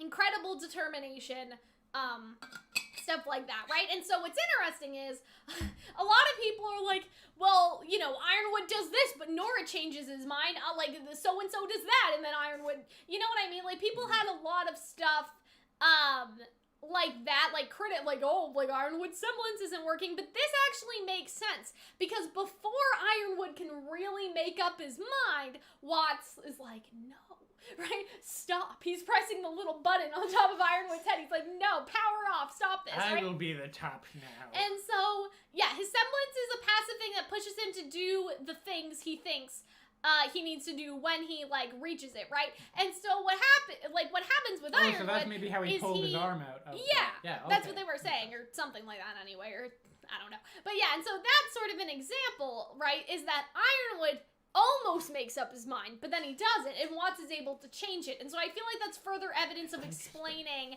how the semblance works, if that makes sense. Because a lot of people were like, well, why does he change his mind when talking to Nora? It's because the idea needs to be cemented, right? The cement hasn't dried. It was poured, but it didn't dry. And Nora did a little doodle in it, and then it was cemented, right? I'd almost say a semblance is pride. He does not believe he's wrong in any capacity. Also, red flags for Pietro. Yeah, I mean, it's a very weird semblance. If Ironwood was in a video game, he would have crit chance. Yes, like 200% crit chance. But yeah, I think the pride is a character flaw, but I feel like that his semblance could also contribute to, like, inflated sense of self sometimes. You know, I think that's fair. But yeah, I think that what happens is that Watts is like, wait, like, you know, and that uncements it. The cement hasn't dried, all of that stuff. I used a different metaphor in my Discord server, but now I don't remember, and people said it was a good one, but too bad, I guess. I think the cement is a good one for the drawing and all that stuff. It's not permanent yet. You know, it's a erasable marker. Watts just like, nope, like backspace, like that thought was not, you didn't submit it into D2L yet. You know what I mean? You didn't submit your assignment. You have not done the proper 11:59, right? But yeah, and so, yeah, you guys are saying, Watts is gonna backstab James so hard, yeah. Did anyone think this was a good idea? You fucking not think that? It's so bad. It's so bad. I love how she's create. I love this shot. I love how their side has the storm and how it has green thunder. And that's also a parallel to, like, Salem and, like, Salem doing the things in the sky and all that. But and then Marrow's just like, okay, let's do it and get the fuck out of here. So Watts gives them the idea, just bring me anything. An arm, a leg, like, you know, a sword, follicle. You know, part of her hair. Oh, God, imagine. They get yeeted off. So quickly. And I love how, like, you know, Ruby tries to grab onto Blake, but then, like, she just uses her semblance anyway. But I really think that this is interesting because there's a lot of, like, metaphors here, because you have the, like, I got no strings to hold me down. Like, that's the name of the episode, right? But the string is basically transferred to Watts, right? Like, these are the puppet strings, and Hair is able to take one of the puppet strings back to Watts, so Watts and Pietro can have, like, both have, like, semi-control, if that makes sense. Because I don't think that Watts is going to be able to overtake her entirely. I think there will be, like, a fight, and that's why we see Pietro hacking, that there will be this sort of fight for control. And so it's very interesting how Penny Strings gets pulled off of her and transferred to the bad guys for that whole metaphor of the Pinocchio situation, right? Mm-hmm. And so, yeah, like, one of her, like, literally pulled out of her, right? It just feels like, I don't know why this was so affecting for me, but it just felt like this gross breaking of her just bodily autonomy. I mean, like, it felt like she was, like, it just felt so tangible and wrong. It's violating, right? Yeah, like, violating. You have... ripped a piece of her out of her. It felt terrible. And since RWBY started, right, there's been this whole thing of, like, the weapons... Yeah. matter and you know, like, the weapons are an extension of yourself and they're a part of you and all that stuff, and so they literally, like, stole that part of her. Like, it's just one, but it's still an important one, right? But you notice it later when she has her display behind her, one's missing. Yeah, it's not complete, right? And so now I feel like that also represents the part. And I also love how they just jump off. Marrow looks forlornly. Yeah, so Marrow's definitely switching sides. I love how they don't like shoot at them. But yeah, you see that she's missing her very top one. Yeah. Her, like, 12 o'clock sword right there. And so I feel like that's very real. You know? I don't like it. It's just, it felt wrong. And it's creepy. And I agree.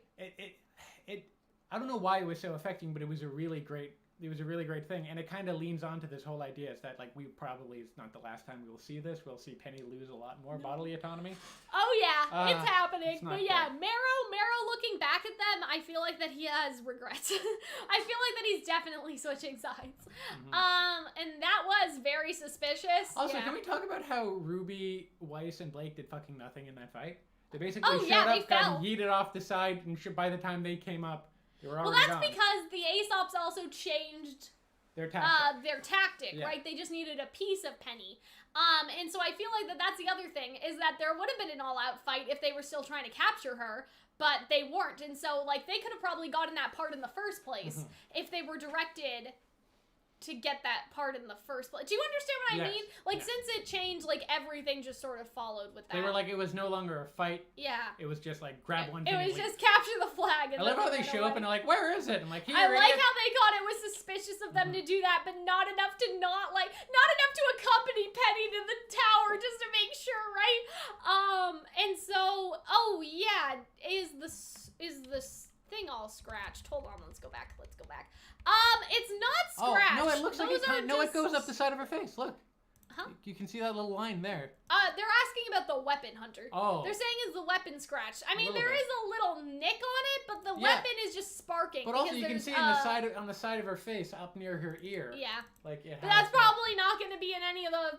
They're not going to scratch up her face, Hunter. They don't want to do that, right? I like it. It's like it is up there, but I doubt that we'll see a lot of it because her hair covers it. It would be interesting if, like, I don't know if we get a scene when she takes off not strips, but, like, sees it, like, her shoulder and on her back. Yeah. I mean, that's a very fan fiction thing, right? Yeah. That, you see all the scars, like, you know, all that stuff, right? Okay, you don't have to write your erotic... Oh, she's so tiny. I like how the gingers are looking at each other. Yeah, so at first we were like, where the fuck are all the planes? It's like, right? oh my god, they're gonna have to use the poop tube, aren't they? It's like, no poop But yeah, then May was like, why was May hiding all of them, though? Because that's a little weird. Unless there were no other ones. One. Yeah. I was like how they explode at the side, like, no subtlety, explosions only. But yeah, we need to get her somewhere safe. It's weird that Penny uses the powers, though, because I'm not sure what she was doing exactly, but... To maybe blow up the door of the plane. Because they couldn't figure out how to open it. I don't know. But yeah, and so they just put Nora on the cold, hard floor. I thought, like, couldn't you guys give her the chairs and you guys sit on the floor? Yeah, why didn't you guys sit on the floor? But in that way, we couldn't couldn't get this wonderful nuts and bolts moment. I will be filing a formal complaint. They should have sat on the floor of this treatment. I don't know. She's just taking a nap. Nora's only 5'1"? I don't believe that. I'm 5'3". I don't think I'm taller I am the than same Nora. height as Mercury. I am 6'2". Oh, I don't know if they heard. I think you only told me. I told you that because they released the Emerald, and I think... How tall are you? I'm 5'3". Emerald's taller than you. I think she's 5'6". It's it's okay. I'm very short. Like, I don't know. It's so weird to say, but it depends on the day. Like, sometimes I'm 5'2" and like 3/4, and then sometimes I'm 3. I need to get measured at like an audition, and then I'll just put that on my resume. But yeah, so it's time for me to go, isn't it? And so we're like, yeah. And so, wow, all of the hugs this volume, they really did say that we were going to get a lot. 3 episodes, right? 3 hugs. Exactly. They are planning something either to break my heart. Yeah. Like they buried the gays for the gay people, and now they're doing it for the lesbians. Oh God! I don't know if that's the plan. Like that they're gonna kill Penny. Heart. I mean, that's on your bingo card. So. It is. It is before. Be afraid. I know. I am afraid. I'm very afraid. Ren will check the app and they'll freak out. Oh yeah. Oh, definitely. God. They're definitely gonna do that. Today I learned I'm barely taller than Calxiyn. Guys, I am so short. You don't understand. Like Arnold is a whole foot taller than me, and it's staggering. I guess my girlfriend is the same height as Neo. But yeah, 5 foot, just very it's short. Ridiculous. Short girls over here. But yeah, I think that the hugs.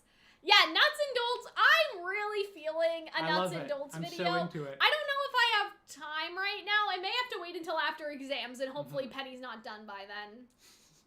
Did I say done or dead? I mean, done. I guess either way, man. Doesn't really matter. But yeah, I kind of want big bad. Kind of want to reboot the shipping series and start right here. So yeah, that's how I feel. It used to be White Rose, but now I'm like, no, nuts and bolts. Yeah, that's how I feel too. People are asking how tall you are, Hunter. 6'2". He's 6'2". Yeah, and so I'm then also we get like this. I also like there's a RWBY blog on Tumblr, and it's like they do a bunch of them. They do Ask the Happy Huntresses, Ask the Spice Cream, and Ask, Frozen Steel? Yeah. Ice Steel, and it's a thing where Ruby, Weiss, and Penny are a couple, and I ship it so bad. Oh, okay. Does this so Ask Polly. blog do it? Yes, and it's so cute. I love it so much. Cal told me on Twitter her feet don't touch the floor when she's in her gamer chair. That is true. No, they do not. You have a little pregnancy bench. I have a little pregnancy stool. It's hilarious. That my feet sit on because I can't reach the floor. You are so tiny. But anyway, so yeah, that hug, very cute, very gay things happening. Like I definitely. I love how everyone's looking. Video. And everyone's just like. May's driving and totally oblivious. Like, listen, I bunk with 3 other. I wonder lesbians. if Weiss is just like, should we hug Blake? Like while we're here. Imagine. No. But yeah, and so then Penny I like the design for this little car. It's like a little convertible. Yeah, it's like a little it feels like not a military vehicle, like a domestic everyday sort of vehicle. So I'm a little worried that Penny is gonna going die. To be Fucking terrified. Is gonna be compromised, like either on her way or like she'll get in there and be like, "Hi, Dad, everything's fine," and then like 5 minutes go by and like then she gets hacked. It's not gonna be great. Can we also talk about how Penny called Pietro Dad? Yeah, so well cute. that is her dad. I know, we're so cute. Yeah, so meanwhile, these people have backed up. They're like, the Aesops are here. They can take care of Watts if need be, right? Good work, but we don't have to train bullets on his fucking dome the whole time. You don't need to be so hard on yourself, okay? Ironwood said it was fine.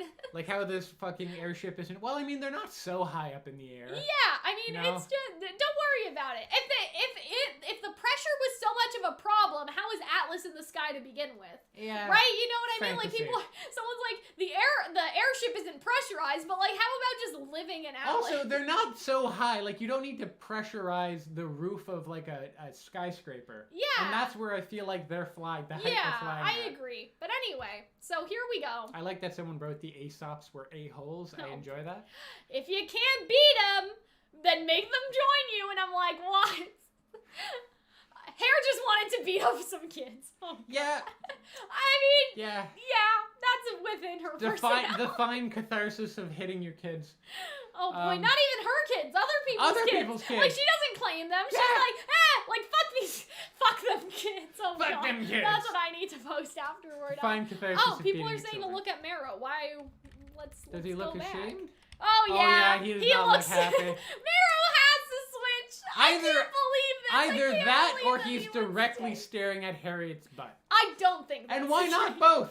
You know? Why not contemplate while staring at your coworker's butt? Okay, like listen, but yeah, I feel. No, it looks like she's just like, wow, she really does just have gauntlets for weapons. No. It's weird that she never used her weapons that entire fight. She just kind of kicked people. Oh shit! I hope that Cinder sees Penny from the whale and goes after her. Oh. Imagine though. Imagine Cinder's like looking out the window of the whale and just like, Penny's going somewhere. I can't just stay here. And then Cinder's just like, like Penny just Cinder just climbs up out of the whale hole and she's like, we're ditching this place, Neo. Let's go. Get out of here. Imagine she's just like, Neo, we're on the move again. We're on the move. I can't stand it. And then she just like disobeys Salem's orders. What's that on the ground? Paper. No, next to the paper. It looks like a stuffed animal. Yeah, like the one on the ground from last episode. Is that what they tortured No! Watts with? Like they put a gun next to the stuffy and they were like, we're gonna blow Pookie's dick off if you don't start hacking. I'm sure like this was probably Pietro or someone else's office and the stuff. I know.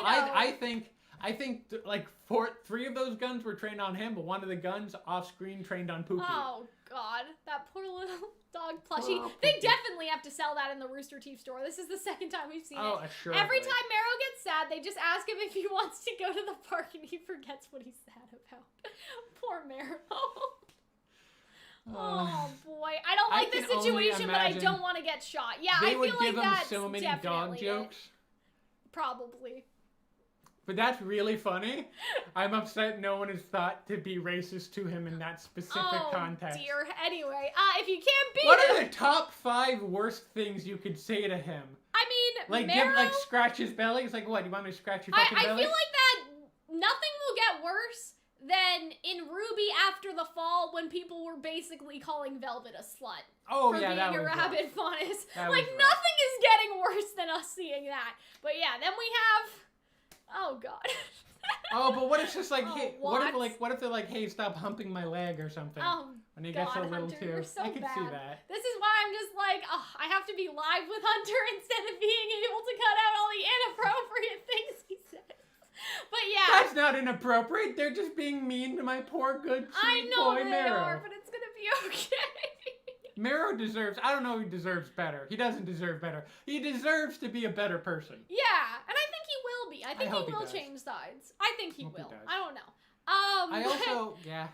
Roll over, someone says. Well, actually, we did have something, but we were sort of thinking like that dog of the military could be a thing. Kind of like Attack on Titan? Full Metal Alchemist. Full Metal Alchemist. Yeah, Full Metal Alchemist. Didn't they call them that in Attack on Titan too? I don't know.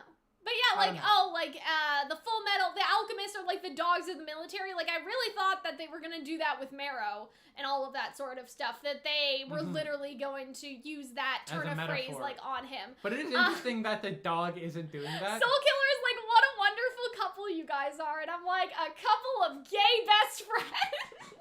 We're actually both, we're both dating Arnold and we're sister wives. So that's what that is. I like how they gave like $10, the most money anyone has ever given in a thing. Is Arnold still in the chat? I don't know if Arnold's Please confirm that we're both sister wives. Oh God, yeah, we're both Murderer Birds' girlfriends. Yeah, we have a big house in Boston. Like one side's Hunter's side, one side's the other. I get Monday, Tuesday, Wednesday, and Thursday. Oh boy. Or no, I get Monday, Tuesday, Wednesday. You get Thursday, Friday, Saturday. We share Sunday. Sunday is family day. Oh God. Okay, let's yes. A lot of mixed race babies running around that house. You know what they say? If you can't beat them, make them join you. Oh, he's saying that about Ironwood. He's like, it's a double entendre. It's like a double meaning. Okay, that makes sense. I feel like people are gonna like tweet Arnold Harem Nation at your boyfriend. Our boyfriend. Oh yeah. I'm sorry, our husband. I married him first, but you're like a side piece. Because, polygamy is illegal in Massachusetts. Or is legal in Massachusetts. I don't know. Is illegal in Massachusetts. Oh, no, Massachusetts. No, Ohio is where you get the Mormons. No, we're not Mormons. We're just sluts. Anyways, is there anything else we have to say? Other than how do you think it's going to incorporate? Because I feel like he's going to make a fake one.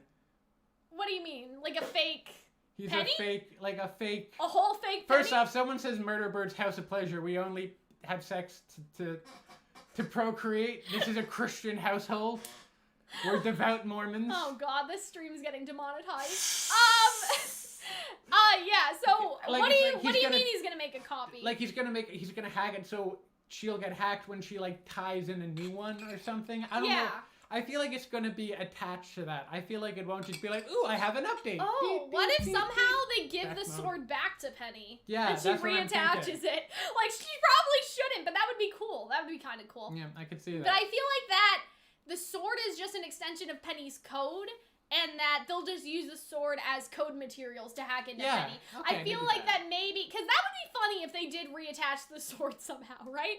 But I do like the idea of them just getting enough of the source code from the sword to be able to do it remotely. Like, because how would you get Penny to attach that back to herself? Well, you'd have to go bring it to her. Like, that would be weird. Maybe it's really quick. Maybe she can just plug in. She has, like, extra... Because her strings have been longer than that before. Yeah, that's true. But, I mean, that specific one. Like, would that specific one need to go? Yes. Right? Like, that's what I'm saying. I don't see how that would happen. Or could he could just hack all of, like, the backup I agree. I think that once he gets into that knife, he can have the rest of them or something. Because I feel like it would be lame if it was just out of nowhere. I feel like it would be partial hacking at most, right? And maybe Penny just can't control the swords, but she can control the rest of herself. Maybe it's kind of like a key and lock thing that like her database, her AI is connected to that thing. Yeah, that's and that acts as a kind of key. Yeah. So they're able to copy that. I don't know anything about coding. Copy that key. That kind of gateway past their firewall, and then appropriate that into something else. So it doesn't have to be like, you got another sword. Yeah, I agree. I think that that makes a lot of sense for this to be sort of like the key that they needed, because they did want whole Penny, but I do wonder, because we see in the trailer, right? We see regular eye, half hacked, and then full hacked. And so I feel like that they don't have enough of Penny to full hack, but they have enough to half. And that is what Watts will be doing, right? They're updating Penny to Windows 11. Oh, boy. But yeah, the swords are a part of her, right? And so I feel like a sword code. Oh, God. Anyway. I like that. But yeah, I don't think that we have anything else to talk about. Other than I'm here, I'm queer, and I'm full of fear. Because not bad things are happening to Penny. I feel like next week we'll check back in with RWBY. We'll check back in with Yang, I'm thinking John, Cinder. and Ren, though. I'm thinking some Cinder Yeah, the stuff. villains would probably be good. We haven't seen them in it. It's been 3 episodes, and we haven't seen them for 2, I think. Because I feel like we might get to see Yang and them chasing after them, and then they stop when it flies up to like the whale. Yeah. The whale. And so I feel like that next episode will be Yang focused back on the Hound, and then maybe we'll cut back to like RWBY and what they're doing now, because I'm not really sure what they have to do now. If they got Penny to Pietro, isn't that it? Like, can't Pietro launch it? Like, what are we waiting for? I don't know. I mean, that's probably next. Here's the thing: is that this season takes place over like 48 hours, right? And so, I guess we'll see what happens. I don't know, man. You both have very amazing hair. Thank you. Oh, well, thank you. Hunter's is real.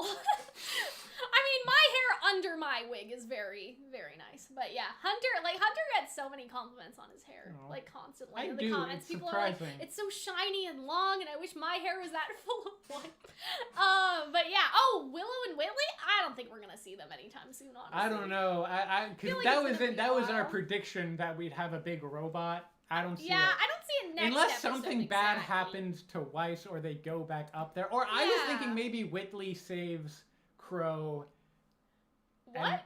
Whitley might go in and try to save Crow. To go save Jacques, you mean? And then, Crow gets out by accident? No, I think that he will not save his dad, but will save Crow and Robin. But why would he do that? Because I think maybe now he realizes his dad's a piece of shit. So he just did it out of spite? I'm gonna save these other 2 people I don't know? I could see something like that happening. Or maybe he came for Robin and Crow's just like the side piece. Like, I came here to free your political enemy. Or maybe it's Willow that shows up. But yeah, I don't know. With Whitley as a side, like, just gets like, kind of like, I imagine Willow's like, honey, how do I make the Netflix work? I imagine it's that, but like, honey, how do I hack into a secure military base? All right, Mom. But yeah, let's see. Watts uses the code to hack Penny to get her the Staff of Creation so they can give it to Salem, and then Cinder would attack for the Maiden Powers. I mean, I don't know. I'm sure that that's probably the plan. Like, instead, like, Cinder, you don't need to go to Penny. Penny will be brought to you. Ha ha ha. Like, I'm sure it's gonna be something, but we have made a lot of videos, like, theorizing about Penny getting hacked. So I feel like we're pretty much good. you know? Like, we're if pretty anything, much good on it would be front, a video about what happens after. I agree. And like, or in like what how capacity? maybe she could get unhacked, because I feel like I have some inklings about that. True.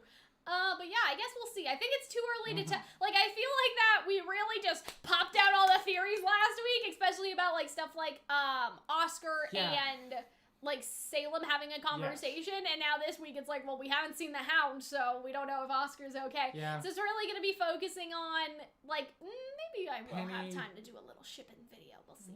But yeah, I hope that you guys enjoyed the stream. I'm pretty sure we're good. A lot of people have that real girl theory. I don't know if the Staff of Creation is like gonna do something like that, because the gods were kind of strict, and I know it's not necessarily bringing Penny back to life, but it would be creating a life. And the other thing is like with the Staff of Creation to make Penny a real girl, the staff can only make one thing at a time. And so if somebody else wanted to make something later, they couldn't until Penny inevitably dies. She's a real girl, right? And so I feel like that I don't know if that's a good idea, because also, Penny would disappear or turn back into a robot. If she turned into a person, I feel like she would need to change her outfit. Like, she would need a new holster for her swords. Oh boy. But yeah, do you guys understand what I mean? Like, if the staff can only make one thing at once, it's probably not the best idea to use the staff to make Penny a real girl, because if anyone wants to do anything after that, they would kill Penny, which is not morally correct. But yeah, I hope that you guys did enjoy the stream. I don't know what we're gonna do this week exactly yet, but there will be something. Remember that we do have the episode reaction up for YouTube membership members. So that is, let me see. I don't know if you guys can do it from here. For Patreon members, I think it's the Royal Advisors tier and stuff. So I think if you click show your support for Calxiyn, you could do it from there, or maybe under the video it should say membership. But yeah, if you go to my channel page, to the membership tab, you guys can see the reaction through there, or you can see the reaction through Patreon. It's up on Patreon for patrons like right now, and it's been up all this time. So yeah, if you guys want to see more of us for some reason after the 2 hours that we've spent here, you guys can go check out the reaction. It is up for patrons and then for the YouTube membership member thingy.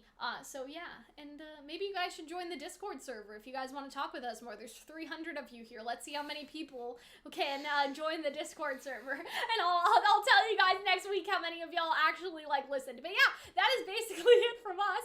I hope that you guys enjoyed the stream, and we will see you guys in the next one. Bye guys.